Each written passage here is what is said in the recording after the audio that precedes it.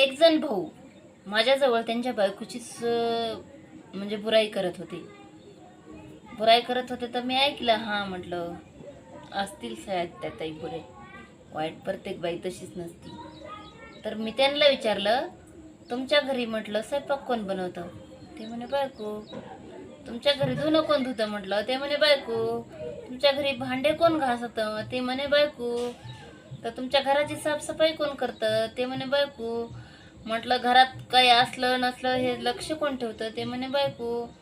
तर त्यांना मी म्हटलं तुमच्या लेकरांचं सांभाळ हे कोण करतं? ते म्हणे बायको.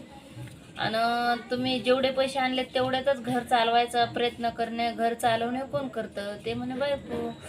आणि म्हणलं जे काही पैसे तुम्ही आणून देता त्याच्यातलं काही खर्चून काही ठेवून असं संसारात जमा कोण करतं? ते म्हणे बायको. तर मी म्हटलं त्या दादाला विचारलं, तर तुमची बायको एवढं सगळं कामं करते तर त्याचे पैसे घेते का? ते म्हणते नाही. कोण बाया घेतात पैसे? तर मग तुमच्याकडून ती पैसे घेत नाही तरी तुम्ही तिची कस काय बुराई करू शकता? बिना पगारी इतकं सगळं तुमचं घर सांभाळते ती, तुमचं घर संसार सांभाळते, तरी तुम्ही तिची बुराई करता. मग वाईट कोण आहे तुमच्या दोघांना? तुम्हाला इतक्या सगळ्या तुमच्या सुखादुःखात कोण तुम्हाला साथ देते? ते म्हणे बायको.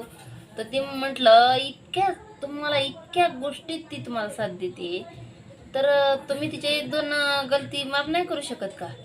असेल कोणी चिडचिड असतंय, कोणी बोलतंय जास्त, कोणी बडबड करतंय, तेवढ्यासाठी तुम्ही लगेच दुसऱ्यापाशी त्याची काहीतरीच आपलं बदनामी करणार. माझी बायको चांगली नाही, जास्त बडबड करते, जास्त भांड कुदळे, आमच्या घरात लय भांडणं असतात. कुणीही दादांनो असं नका करत जाऊ. बायको बोलती ते वाईटासाठी बोलत नसते. Okay bye.